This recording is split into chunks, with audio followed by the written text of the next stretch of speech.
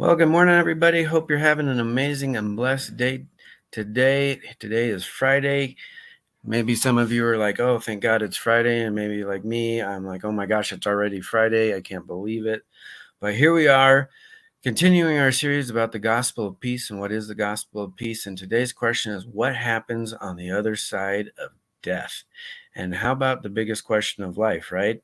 People have been trying to answer that forever. And so I'm going to try to get into it a little bit in 5 minutes and probably a little bit more, but here we go. So when we think about the life after death, all of us, if we really break it down, know that there's going to be something more. That this life, that we're not going to just die and be gone and that is it. Everybody has something in us that says there is going to be more than just this life.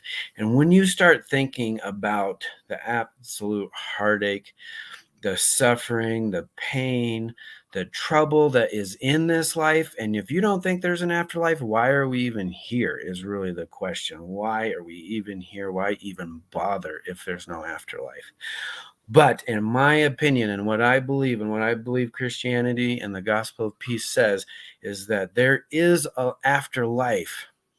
And it is so amazing. It is so good that this life will be just a little blip to eternity that will be so amazing, so fulfilling, and just awesome that all of this will be so worth it, is what I'm saying. And so, what does that mean? Well, Jesus called the afterlife paradise, but he also said there'll be weeping and gnashing of teeth. So, what happens? Well, this life is a test to prepare us for the afterlife.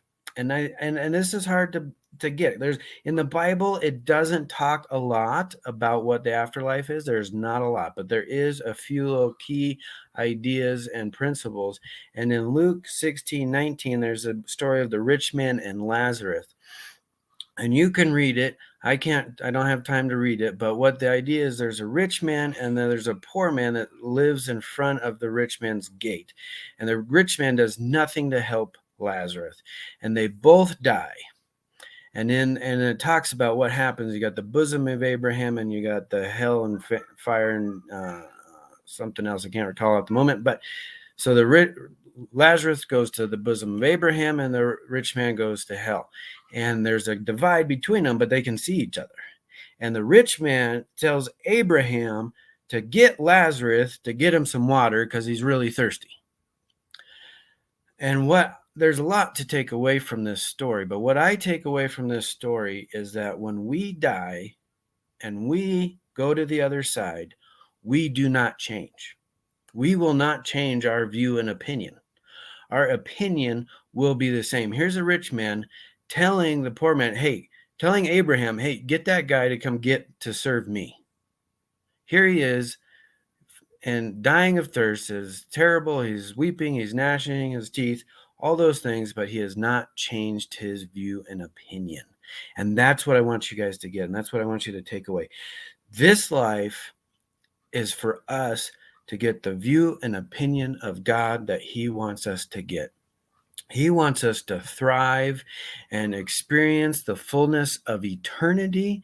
So we must thrive and experience the fullness of this life.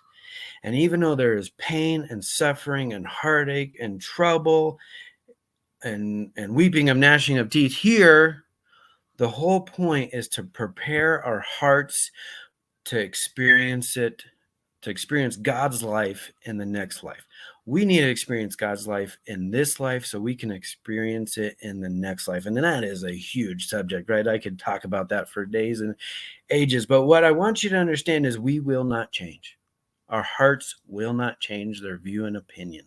So we need to work on our view and opinion here and now today, because today is all we have. This second is all we have. We do not guarantee tomorrow. We do not have a guarantee of anything in this world. So today is what today is the day of salvation. And what we need to do is we need to connect with Jesus, have relationship with God, and walk this out every day, because the eternity is coming and it's going to be amazing, or it could suck.